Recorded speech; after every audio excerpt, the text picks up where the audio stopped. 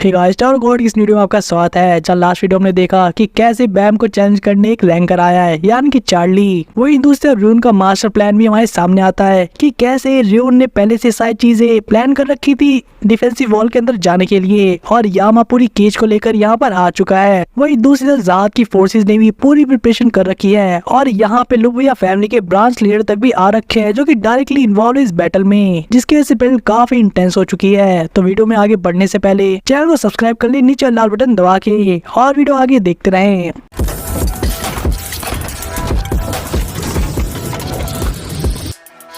Chapter के start में हम देखते हैं कि कैसे जिस ब्रांच लीडर को यहाँ भेजा गया था, यानी कि लुबिया डोको, वो इन सभी के ऊपर अटैक कर देता है। जहाँ पे डूम और पॉल अपनी स्ट्रेटजी को चेंज करते हैं, और डूम और पॉल मिलकर यहाँ पर डोको को रोकने की कोशिश करते हैं, जबकि यामा का काम ये होता है कि किस तरह से वॉल की दूसरी तरफ जाने की कोशिश करे। जहाँ हम देखते हैं यामा को जो कि केज का यूज करके लगातार तोप के गोले बरसा रहा था उस वॉल के ऊपर, क्योंकि उसका कहना था कि एक लंबी सी वॉल उसे नहीं रोक सकती। केज की फायर पावर सही में काफी कमाल की होती है। जहाँ हम देखते भी हैं कि जितने भी ट्रूप्स वहाँ पर गार्ड थे वो सभी के सभी कुछ ही सेकंड्स के अंदर राख में बदल जाते हैं। लेकिन उसके बावजूद यामा नोटिस करता है कि कैसे इस वॉल के ऊपर एक डेंट तक नहीं आया, और उसे अब समझ में आ रहा था कि सो जो कि केलेलम की गाइड थी उसने क्यों कहा था कि इस जगह की जो डिफेंसिव है वो अलग ही लेवल पे है। और इसीलिए हम यामा को देखते हैं कि उसके बाद अब सिर्फ एक ही ऑप्शन बचा है, जहाँ पर वो अपने वेपन को चेंज कर देता है। ना केज के अंदर हम कुछ वर्कर को भी देखते हैं जो कि कैनन को यूज ना करते हुए अब किसी दूसरी तरह की मॉड्यूल को यूज करते हैं,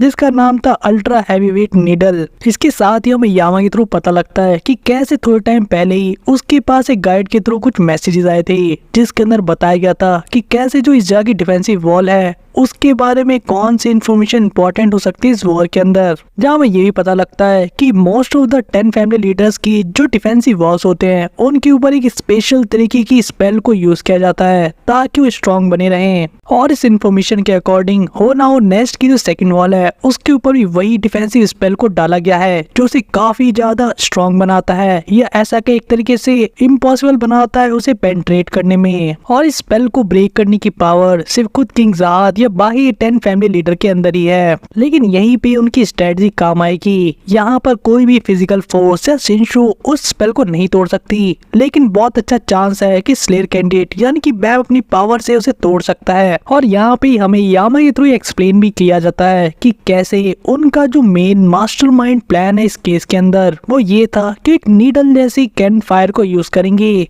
ठीक उस जगह पे जहाँ पे बैम उस वॉल की डिफेंसिव स्पेल को ब्रेक करेगा। और इसी स्ट्रेटजी को अच्छे से एग्जीक्यूट करने के लिए जैसे उनके पास इंफॉर्मेशन आई थी उस गाइड के थ्रू, जो कि मोस्ट प्रोबेबली र्यून थी, इन लोगों ने उस नीडल पे काम करना शुरू कर दिया था और किसी तरीके से उसे टाइम पे कंप्लीट भी कर लिया, जिसे हम प्रेजेंट में देख भी रहे हैं, जिसको रेडी किया जा रहा है केज के अंदर फायर करने के लिए। वही दूसरी तरफ बैटलफील्ड के अंदर हम देखते हैं यामा को सभी को ऑर्डर देते हुए कि कैसे इंटरसेप्टर को जो भी ऑर्डर देने वो दे देता है, और साथ ही अपने लोगों को कहता है कि अभी के लिए केज को प्रोटेक्ट किया जाए उनके एनिमी से। जहाँ पे दूसरी तरफ वो चाह रहा था कि बैम अपना रोल जल्दी से सक्सेसफुली कंप्लीट करे, यानी कि स्पेल को ब्रेक करने का काम, क्योंकि अगर बैम ने ये चीज टाइम से नहीं की तो वो सभी लोग बहुत ही बुरी बात मारे जाने वाले हैं। वही दूसरी तरफ हम आउटसाइड वॉल के सामने देखते हैं जहाँ पे चार्ली और बैम की बैटल अभी भी चल रही थी, और इस मूवमेंट पे जहाँ पे चार्ली को पता लगा था चा के बारे में कि कैसे वो एक एंशिएंट हीरो है, हम उसे यहाँ से भागते हुए भी देखते हैं। इसके साथ ही हम ये भी नोटिस करते हैं कि कैसे चार्ली लगातार अपने ऑब्जर्वर पे किससे बात कर रहा है, और इस कम्युनिकेशन के अंदर वो डिस्कस कर रहे थे कि कैसे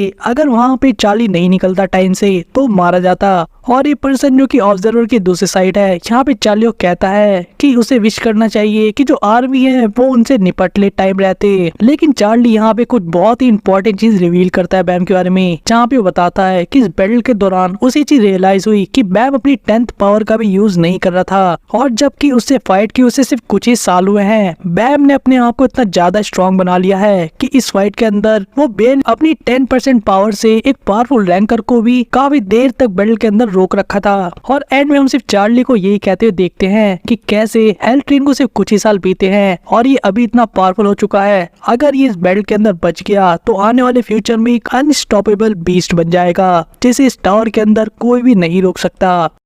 वही दूसरी तरफ देखते चाको, जिसने कि र्यून के रिक्वेस्ट पे एक सबसे तेज चलने वाला शिप को वहां पर लेकर आया होता है, ताकि वो लोग जा सके बैम के मास्टर को बचाने के लिए। जब बैम को ही पता था कि उसका रोल कितना इंपॉर्टेंट है इस स्ट्रेटजी के अंदर ताकि वो बैटल को जीत सके। और वहीं पे हम देखते स्नेक मैन को जो कि शिप को चलाने वाला था और वो बैम को देख के काफी खुश भी हो जाता है और किसी पायलट की तरह अनाउंसमेंट करता है कि welcome passenger ladies and gentleman, मैं हूँ आपका कैप्टन स्नेक और हूँ आपका पायलट जो कि शिप को उड़ाने वाला है काफी तेजी से ताकि वो आपके मास्टर को और आपके फ्रेंड्स को बचा सके। तो होल्ड ऑन टाइट। जहाँ एक तरफ काफी लाइटर मूड था बैटल के अंदर, वहीं दूसरी तरफ हम देखते हैं डूम को जो कि काफी सीरियस बैटल के अंदर इस समय एंगेज था क्योंकि उसके सामने एक ब्रांच लीडर था लोबोविया फैमिली का। वो इस बैटल के अंदर हम देखते हैं कि कैसे डोको को जो भी अपने विंग से अटैक कर रहा था वो सभी डूम और पॉल के पास आने से पहले ही वैनिश हो जाते हैं। जहाँ पे इन दोनों को ये चीज समझ में नहीं आ रही थी कि एक्चुअल में क्या हो रहा है। वो इस फाइट के एक मोमेंट में ऐसा भी होता है जहाँ पे पॉल सही में काफी क्लोज आ जाता है और खतरे में होता है डोकोको के अटैक की वजह से, जिस चीज को इवांका नोटिस करती है और सोचती है कि उसे उसकी हेल्प करने के लिए जाना चाहिए। लेकिन इसी मोमेंट पे हम देखते किसी को बीच में उसके आते हुए जो कि उसके इस वे को इंटरप्ट कर देता है। जब हमें पता लगता है कि पर्सन पहले से इवांका को जानता है क्योंकि इवांका काफी फेमस जो है। वही दूसरी तरफ जो इवांका इस पर्सन की आइडेंटिटी जानने की कोशिश करती है कि क्या वो भी एक ब्रांच लीडर है। वहाँ पे पर्सन बताता है कि वो कोई ब्रांच लीडर नहीं है, उनकी फैमिली तो दूसरे ब्रांच के साथ बहुत सालों पहले ही मर्ज हो चुकी है। और ये जो वॉरियर अभी इवांका के सामने है ये एक एडवांस रैंकर है लोबोविया फैमिली का जो काफी क्लोज रिलेटिव था फॉर्मर ब्रांच लीडर का और इस बंदे का नाम होता है लोबोविया डिडियानो। जहाँ इवांका एडवांस रैंकर के नाम को सुन के उससे कहते हैं तुम्हें सही में ऐसा लगता है कि सिर्फ एक मेयर एडवांस रैंकर मुझे रोक सकता है। जहाँ पे हम डिडियानो को देखते हैं जो इवांका काइंड ऑफ मजाक उड़ाते हुए कहता है कि मैंने सुना था कि कुछ साल पहले तुम्हें रूलर की पोजीशन से धक्के मार के निकाल दिया गया था, शायद तुम उतने भी ज्यादा इम्प्रेसिव और पावरफुल नहीं हो जितना कि मैं सोचता था। और इस तरह के हीटेड डिस्कशन के बाद तो ये दोनों एक दूसरे के ऊपर बरस पड़ते हैं अपनी पूरी पावर के साथ, जहाँ पे दोनों एक दूसरे को किलिंग इंटेंट के साथ ही अटैक करते हैं। वही दूसरी तरफ देखते पॉल को भी जो किसी तरीके से डोकोको का सामना कर रहा था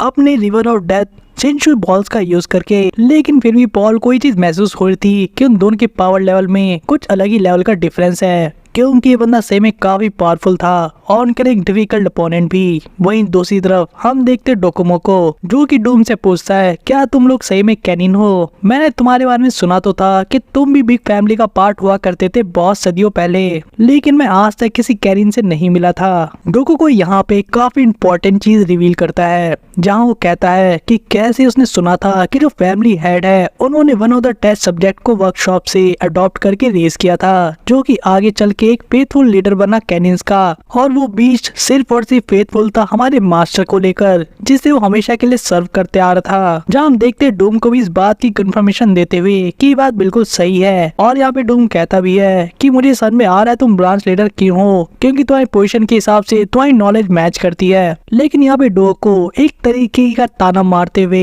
डूम को कहता है कि मैंने ये भी सुना था कि कैसे वो फेथफुल सर्वेंट एक टाइम पे फिल्दी मॉन्ग्रेल बन गया जिसने अपने मास्टर को ही काट लिया और एक गद्दार घोषित कर दिया गया। वही जहाँ डूम ये सारी बातें सुन रहा था साथ में खड़ा पोल भी इन सारी बातों को सुन लेता है और डूम से पूछता है क्या हम सही में लोबोविया फैमिली से बिलोंग करते हैं और क्या हम सही में ट्रेटर थे, इसका मतलब क्या है आखिर। जहाँ पे डूम पॉल को सिर्फ इतना ही कहता है कि सारी बातें झूठी हैं। इसके साथ ही डूम ये भी कहता है कि जैसा ही तुमने बताया मेरे फादर कैनिन के लीडर थे और उन्होंने कसम खाई थी लॉयल्टी की कि वो लीडर लोबोविया फैमिली को हमेशा सर्व करेंगे क्योंकि उन्होंने ही उसे वर्कशॉप से अडॉप्ट करके रेस किया था और इसलिए मेरे फादर ने कैनिन का एक ग्रुप बनाया और उन सभी लोगों को ट्रेन करके सर्वेंट बना दिया लोबोविया फैमिली का जो कि सारे डर्टी वर्क करते थे लोबोविया फैमिली के लिए। और वो सभी ऑर्डर जो कि हेड की तरफ से दिए जाते थे उसके ऊपर कभी भी कोई सवाल नहीं उठाते थे। लेकिन फिर भी डूम के अकॉर्डिंग उसके जो फादर थे यानी कि कैन के लीडर उनको कहीं भी as a branch leader treat नहीं किया गया जैसा कि डोगो को या फिर बाकी लीडर्स के साथ हुआ।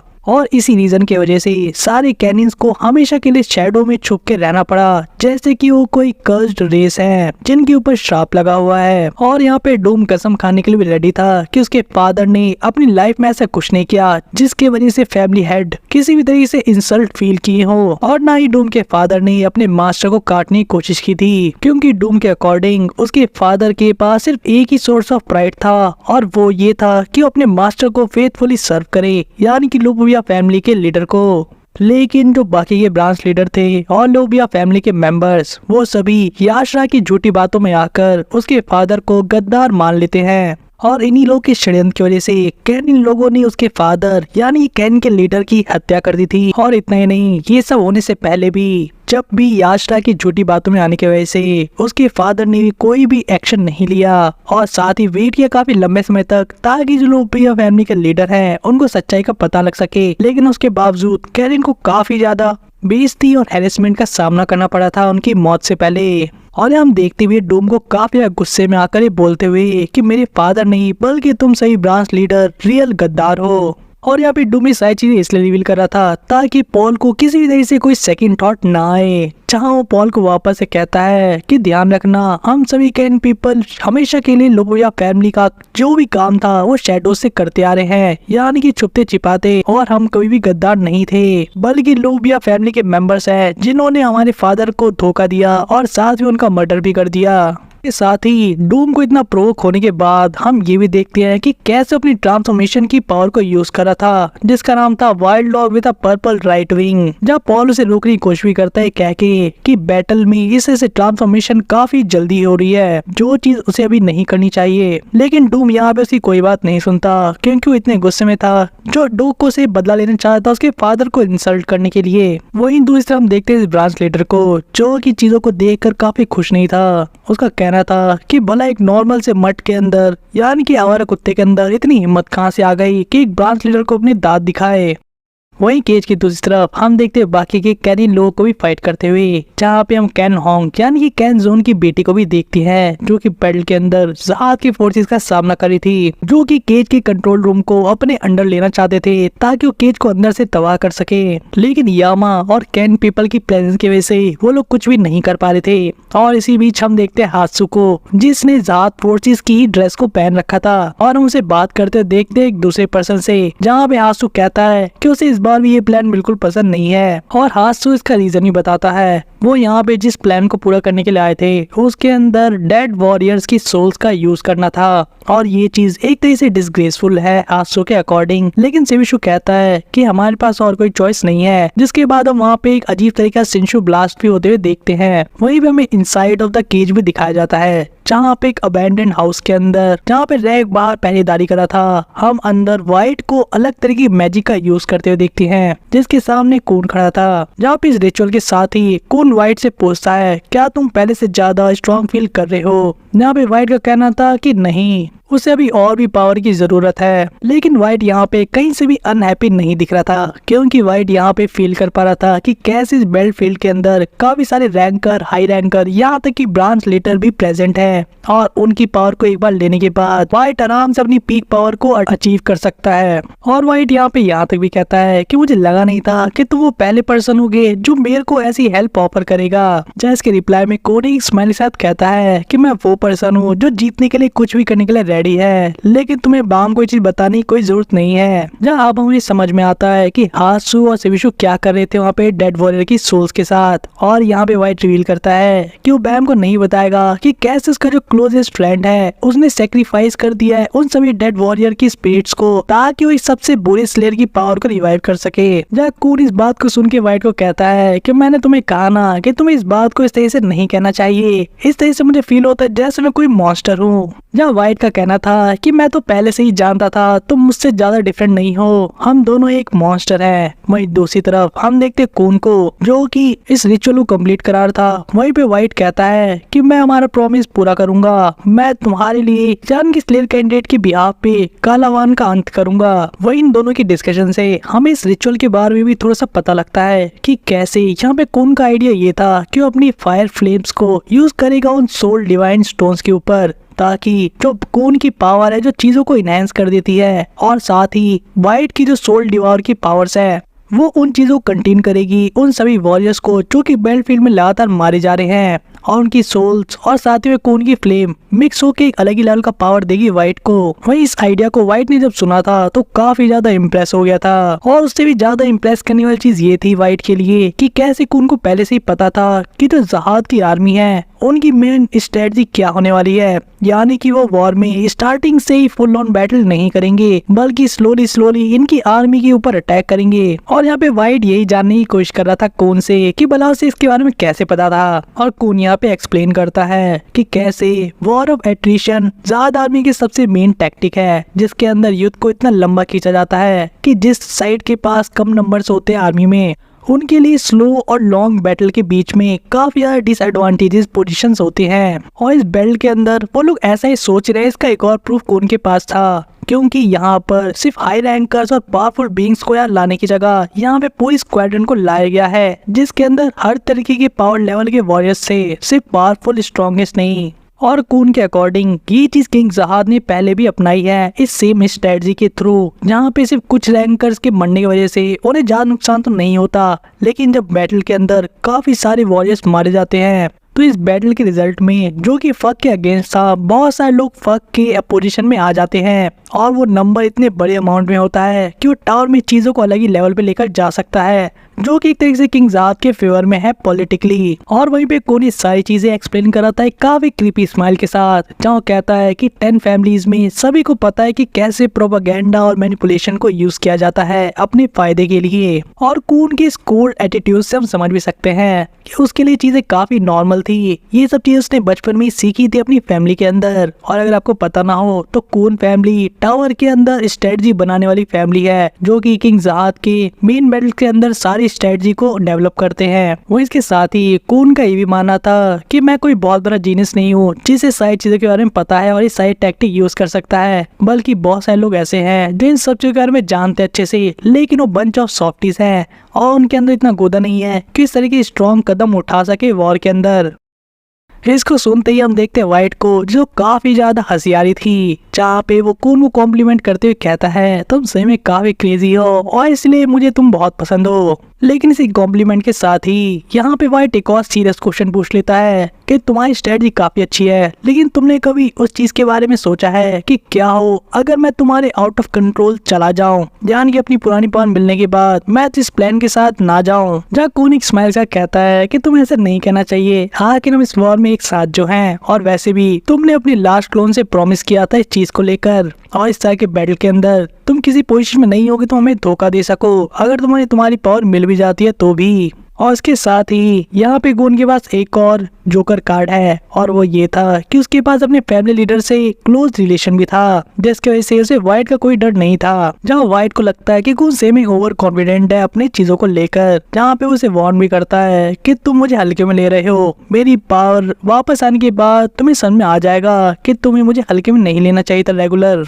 जहाँ ऑब्वियसली खून उससे हंसते हुए एग्री करता है। वहीं पे सीन शिफ्ट होता है और हम देखते हैं डूम को, जो कि अपनी ट्रांसफॉर्मेशन की पावर्स का यूज कर रहा था और गुस्से में कह रहा था डोको को कि वो उसके के की सजा उसे देने वाला है। और हम देखते भी हैं कि डूम अपनी पर्पल सेंटीपीड पावर्स का यूज करता है डोको के विंड अटैक के सामने। वहीं हम देखते हैं डोको को इस अटैक को इवेट करने के लिए उस जाल से हटने की कोशिश करता है, लेकिन डूम अपने दूसरे अटैक का यूज करके उसे कैप्चर कर लेता है, जहाँ बताता है कि कैसे वो भाग तो सकता है लेकिन छुप नहीं सकता। और इतना ही नहीं, डूम ये रिवील करता है कि अपने तीनों भाइयों में से वो इकलौता ऐसा है जो कि अपनी बॉडी की सेपरेट पार्ट्स को भी ट्रांसफॉर्म कर सकता है। जहाँ उसे ऐसा करते हुए देखते हैं, जिसका नाम था 1000 clause rising from purple centipede. और इतना ही नहीं, यहाँ पे पॉल नोटिस करता है कि अटैक सही में डो को जाके लगता है, जिसकी वजह से काफी पेन में भी होता है। वही ऐसा होते हुए देखकर डूम का मानना था कि वो सही सोच रहा था, यानी जो चीजें उसने एनालाइज की थी इस बैटल के अंदर कि डो को हमेशा अपनी विंड का यूज करके उसके अटैक को वेट नहीं कर सकता, और उस ब्रेक पीरियड के अंदर ही उसे एक ब्लाइंड स्पॉट मिलेगा अटैक करने के लिए, क्योंकि ऐसे ही शिंशु काम करता है।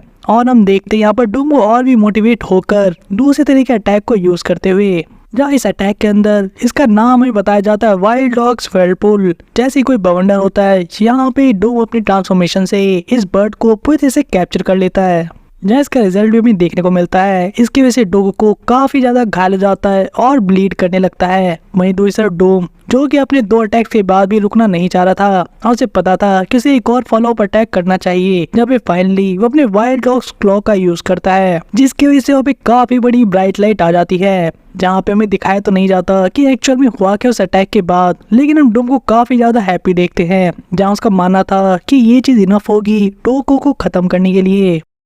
लेकिन सरप्राइजिंगली हम तो पीछे से पॉल को काफी ज्यादा डरा हुआ देखते हैं, जो कि डूम को चिल्लाकर उसे आगाह करने की कोशिश कर रहा था। और यहाँ पे डूम भी नोटिस करता है कि डोगोको तो कहीं और ही है। और यहाँ पे हम उस ब्रांच लीडर को हंसते हुए भी देखते हैं, जिसका कहना था कि डूम सही में काफी इम्प्रेसिव है और उसने सुना तो था कि रैंकिंग में डूम काफी ऊपर आता है, लेकिन उसे कोई आइडिया नहीं था कि इतने समय के बाद भी वो इतना स्ट्रांग होगा, जबकि वो अपने प्राइम में भी नहीं है। वही डूम यहाँ पे डिडियानो को कहता है कि तुम इतना स्माइल क्यों कर रहे हो, तुम नेक्स्ट हो और मैं तुम पे अटैक करने वाला हूँ। जहाँ पे डिडियानो से कहता है कि तुम सही में मुझे गलत समझ रहे हो, मैं तुम्हारे पीछे नहीं आने वाला। और यहीं पे हम देखते हैं कि उसके ऊपर कोई अटैक कर देता है और डूम काफी ज्यादा शॉक फील करता है जब वो देखता है कि डोगोको अभी भी अलाइव है और उसी ने उसके ऊपर अटैक किया है। जहाँ पे हमें देखने को मिलता है विंड बर्ड का सेकंड फॉर्म और इसके रिजल्ट में हम देखते हैं डूम को, जो कि एक तरीके से काइंड ऑफ कैप्चर हो जाता है इस बर्ड की पंजों के अंदर। जहाँ पे पॉल उसे बचाने की कोशिश भी करता है, लेकिन दूसरा ब्रांच लीडर उसे बीच में आके रोक देता है। वही दूसरा हम डूम को भी देखते हैं, जो काफी ज्यादा पेन में था क्योंकि उसकी पूरी बॉडी भी ब्लीड कर रही थी। वही दूसरी तरफ पॉल जब देखता है उसके पास कोई और चारा नहीं है, क्योंकि यहाँ पे डूम काफी घायल हो चुका था, ऊपर से अपनी फैंग की स्पेशल पावर को यूज नहीं कर सकता था क्योंकि उसने उस चीज को बचा के रखा था याशा के लिए। और इस केस में पॉल अपनी ट्रांसफॉर्मेशन को फाइनली यूज करता है, जिसे डूम रोकने की कोशिश करता है, क्योंकि पॉल जब पहली बार ट्रांसफॉर्म हुआ था तब पॉल अपनी पावर्स के ऊपर कंट्रोल नहीं रख पाता और एक काइंड ऑफ किलिंग रैम्पेज पे निकल पड़ता है। और उस चीज की वजह से ऐसा हुआ था कि पॉल को बचाना काफी मुश्किल हो गया था यामा डूम के लिए, और कोई मिरेकल ही था जिसकी वजह से पॉल सर्वाइव कर गया था बचपन में। और इसीलिए डूम यहाँ पे पॉल को ट्रांसफॉर्म करने से मना करता है क्योंकि वो काफी रिस्की और डेंजरस था, लेकिन पॉल यहाँ पे डूम की बात मानने से साफ मना कर देता है। जहाँ पे उसकी रीजनिंग ये थी सिंपली कि उसने भी अपने काफी सारे आदमी खोए इस बैटल के अंदर और काफी सारी चीजें चेंज हो चुकी है जब से डूम और यामा ने उसका साथ छोड़ा है, और अब उसके अंडर भी काफी सारे लोग हैं जिसे उसे लीड और प्रोटेक्ट करना है और उसके लिए वो कोई भी रिस्क लेने के लिए रेडी है। जहाँ इसके बाद फाइनली हम पॉल की ट्रांसफॉर्मेशन को भी देखते हैं, जो उसके लिए तो काफी पेनफुल था, लेकिन साथ ही ब्रांच लीडर को काफी ज्यादा कंफ्यूज और सरप्राइज भी करता है। जहाँ हम देखते हैं उसके दोनों आर्म्स को ट्रांसफॉर्म होते हुए, जिसका नाम था ग्रीन आर्म्स। वही दूसरी तरफ हम देखते हैं यामा को, जो कि नोटिस करता है बैम को सेकंड वॉल की तरफ जाते हुए, और इसी बीच बैम उस शिप के बाहर ये चीज भी नोटिस करता है कि कैसे वहां पे थाउजेंड्स में बॉडीज फ्लोट कर रही थी, जो कि इस बैटल के अंदर मारे गए थे उन लोगों की थी। और बैम के लिए इन लोगों की डेड बॉडीज को देखना काफी पेनफुल था, लेकिन फिर भी वो अपने आप को अंदर से स्ट्रेंथन करते हुए इनकी तरफ देखता है, क्योंकि उसे पता था कि इस वॉर को स्टार्ट करने वाला कोई और नहीं बल्कि यही है, और इस वॉर को कंप्लीट करने के लिए उसे सच्चाई का सामना करना होगा। और यहाँ पे बैम अपने आप को रिस्पॉन्सिबली मानता है, लेकिन वो ये चीज भी जानता था कि अपने मास्टर को बचाने के लिए उसने सारी चीजें की हैं, और इस बार वो किसी जस्टिस के लिए फाइट नहीं कर रहा, बल्कि उसे पता है कि इस वॉर के अंदर लोग मारे जाएंगे, और इसीलिए इस वॉर को एंड करना भी उसी की रिस्पॉन्सिबिलिटी है। इसी बीच हम ये भी देखते हैं कि कैसे बैम को एक विजन आया, जिसके अंदर वो अपने यंगर सेल्फ को ही देखता है, जहाँ पे ये यंग बैम इस बैम से पूछा था कि आखिर ये यहाँ पर करना क्या चाहता है, जहाँ पे इतने सारे लोगों को सेक्रीफाइस करना पड़ रहा है। और इस क्वेश्चन के जवाब में प्रेजेंट बैम उसे आंसर करता है कि वो सिर्फ आगे बढ़ रहा है उन चीजों को प्रोटेक्ट करने के लिए जो उसके लिए मैटर करती हैं, और अब उसके पास एक रीजन है फाइट करने का, और इसीलिए वो यंगर सेल्फ को भी कहता है कि हमें आगे बढ़ते रहना होगा। वहीं प्रेजेंट में हम देखते बैम को नेस्ट की तरफ देखते हुए, जहाँ पे पूरी बैटल हो रही थी। साथ ही बैम का खुद से ही कहना था कि उसके पास अब प्रोटेक्ट करने के लिए बहुत सारी चीजें हैं, और इस प्रोसेस में बहुत सारे लोग हर्ट भी होने वाले हैं, लेकिन फिर भी वो अपनी आंखें उनसे हटा नहीं सकता, ना ही अपनी आंखें बंद कर सकता है, क्योंकि उसे लगातार फाइट करनी ही पड़ेगी। उसे अभी के लिए नहीं पता कि इस पूरी वॉर के एंड में उसके लिए क्या है, लेकिन वो वॉर के एंड में बहुत सारी चीजें नहीं चाहता। वो ज्यादा ग्रीडी नहीं बनना चाहता और बहुत सारी चीजें बदले में नहीं चाहता। वो सिर्फ एक ही चीज के लिए प्रे कर रहा है कि जिन लोगों को प्रोटेक्ट करना चाहता है वो इन सभी चीजों के एंड में उसके साथ हो। और जहाँ इन्हीं सब के बीच में बैम की फ्लाइट वहां से आगे की तरफ बढ़ जाती है। हम देखते दूर से किसी को इस सब चीजों को नोटिस करते हुए, और ये कोई और नहीं बल्कि एंशिएंट हीरो डोवान थी, जो कि बैम को नोटिस कर लेती है डिफेंसिव वॉल की तरफ जाते हुए, जिसके माइंड में सिर्फ एक सिंगल थॉट था कि अगर वो इस लड़के को किसी तरह से निपटा देती है यानी कि बैम को, तो इस केस में पूरी वॉर यहीं रुक जाएगी और कोई भी और लोग नहीं मारे जाएंगे। बैम की डिटर्मिनेशन और क्लैरिटी के साथ ही आज की वीडियो को यहीं पे खत्म करते हैं। आने वाली वीडियो में आपको जानने को मिलेगा कि डॉन आखिर कौन सा एक्शन लेने वाली है इस वॉर को रोकने के लिए, आखिर बैम इससे डील कैसे करेगा। और वहीं दूसरी तरफ आखिर लोबोविया फैमिली और कैनिन रेस के बीच में पूरा सीन क्या है, और इस सब के बीच में याशरा का वाला क्या रोल था, आखिर डूम के फादर और इन सभी के बीच में इनकी फैमिली लीडर यानी कि लोबोविया का लीडर, इन सब के बीच में आखिर क्या चल रहा था पास्ट में, ये सारी मिस्ट्री सॉल्व होगी आने वाले वीडियोस में। तो देखने के लिए चैनल को सब्सक्राइब कर ले, वीडियो को नोटिफिकेशन मिले इसके लिए बेल आइकन को ऑन कर ले और चैनल को ज्यादा शेयर कर अपने फ्रेंड्स के बीच में। तो मिलते हैं आपसे नेक्स्ट वीडियो में।